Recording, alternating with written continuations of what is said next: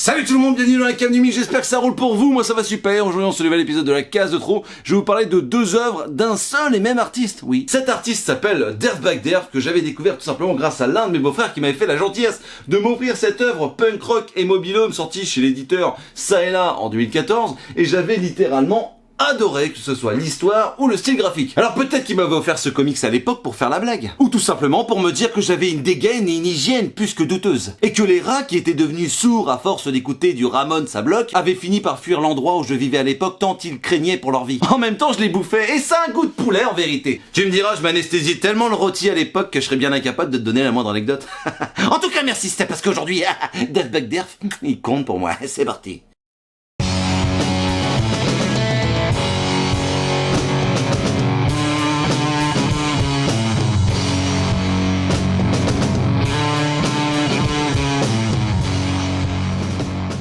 Pour commencer, j'aimerais qu'on parle un tout petit peu de l'artiste, donc de Dirtbag Dirk ou de Dirk John Bag Dirk. Alors, on l'appellera Dirk ou Bag Dirk, bref, je m'excuse d'avance, sachez qu'on parle du même mec, voilà, simplement.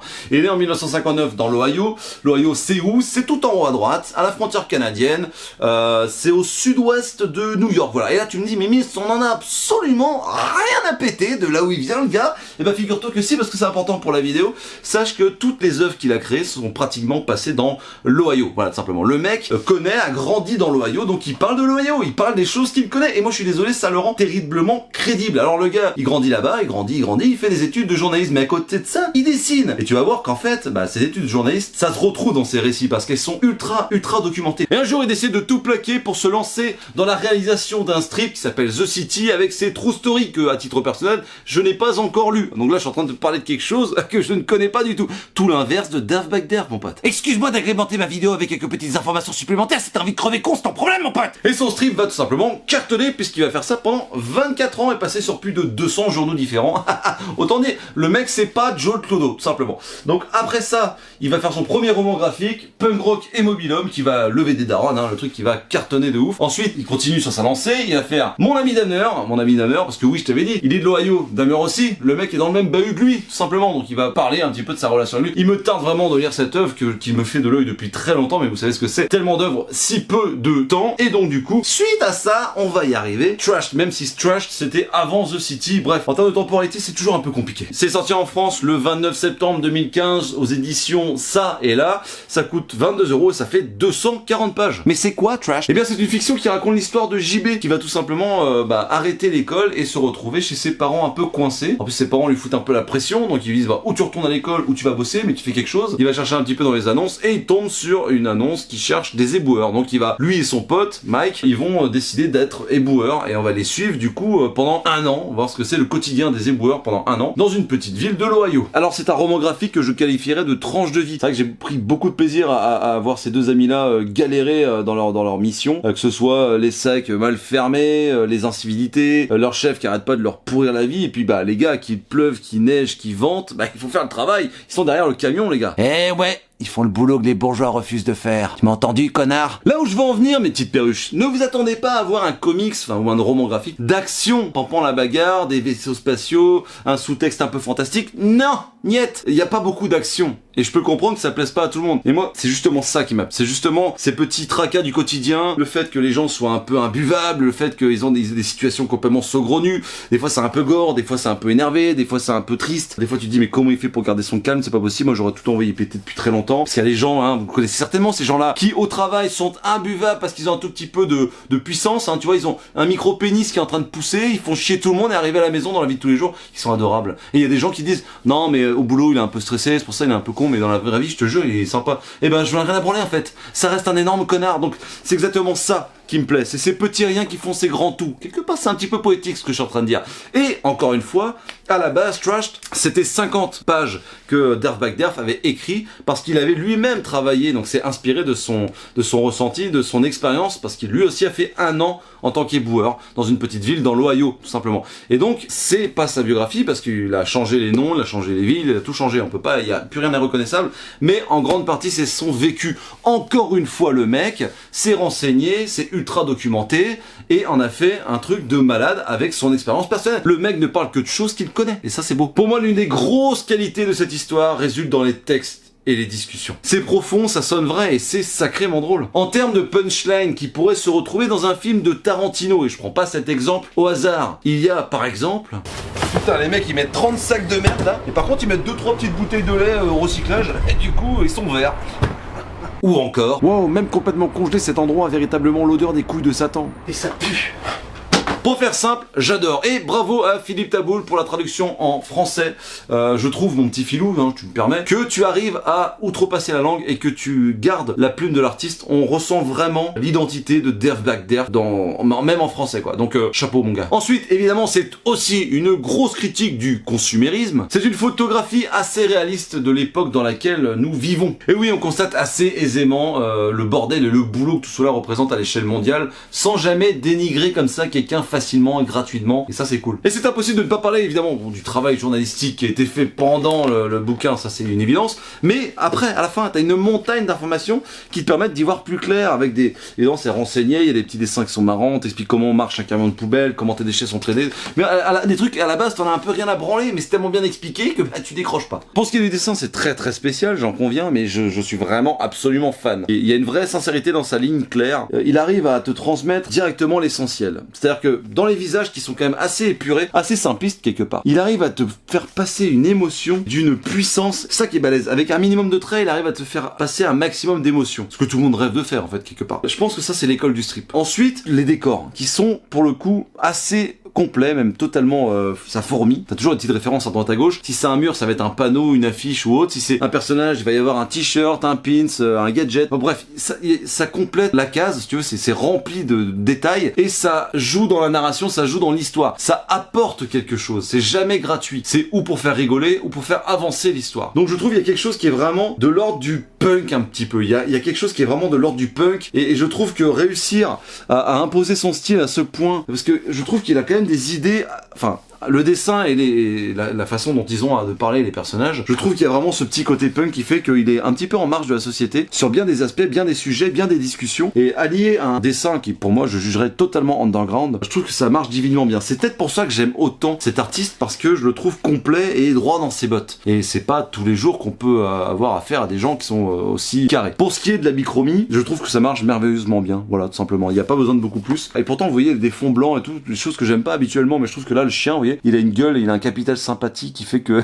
ça me plaît bien, et de le voir un petit peu bleuté comme ça, qui ressort, ça fait ressortir du fond. Bref, j'aime beaucoup quand je vois des images comme ça, moi ça me fait toujours kiffer. Donc si vous aimez les gens profondément humains avec qui leur arrive des petites merdes un peu à la street level, parce que attention, je vous ai dit, hein, c'est pas grandiloquent, mais c'est toujours marrant, avec des textes à la limite de l'antisocial, avec des situations complètement saugrenues. Si vous aimez ces petits moments de tranche de vie et que le dessin que je vous ai montré vous plaît, n'hésitez surtout pas, Trashed, c'est fait pour vous. Ensuite je vous parle de cette énorme pavé de 288 pages qui s'appelle Kent State 4 morts dans l'Ohio, toujours disponible chez Ça et Là pour 24€, sorti le 10 septembre 2020. Qu'est-ce que c'est? Eh bien là, si tu suis un petit peu, tu vas remarquer qu'on est toujours dans la même situation géographique.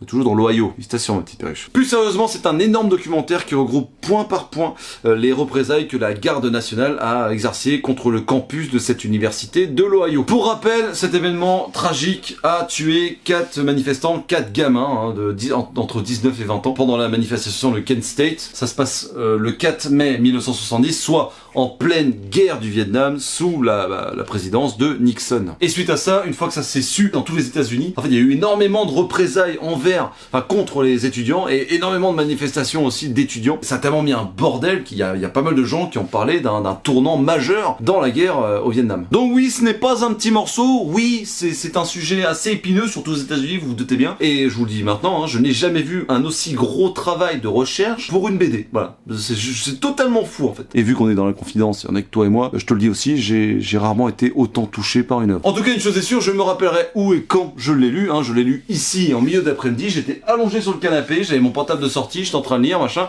puis d'un coup je fais oh là, j'arrive à la fin, il y a les poils qui commencent à monter là. Qu'est-ce que c'est ce bordel, machin, c'est quoi ce délire? la moutarde qui monte, c'est quoi ce délire hein, je commence à avoir des yeux humides. Et j'étais là, et je sais pas pourquoi, automatiquement, j'ai chopé mon portable qui était sorti du coup, et j'ai appuyé sur Rec. Et je me suis filmé pour voir la réaction que ça m'avait procuré, voir la gueule que j'avais, parce que ça faisait marrer à la base. Alors je vous assure que ça me fait pas ça à chaque fois, sinon faut vraiment que j'aille voir quelqu'un. Mais j'étais HS, j'étais au fond du trou, et j'ai mis longtemps avant de relire la fin, dans la même journée quand même. Mais j'ai mis un petit moment avant de reprendre, parce que quand même c'est assez brut. Bon bref, je me suis filmé, vous allez voir ce que ça donne, et je vous promets que pour cette fois-ci, ce n'est pas une blague. Oh putain. Bon bah voilà, ça y est, je suis choqué là. J'ai des frissons partout, j'ai pas fini. Je voulais prendre absolument ce truc là parce que je suis en train de finir Kent State, 4 morts dans l'Ohio, et là je suis arrivé au moment où on voit les blessés et les morts dans l'université. Et je me suis mis à pleurer quoi. Oh là, c'est tellement bien écrit, c'est tellement violent. Ouf.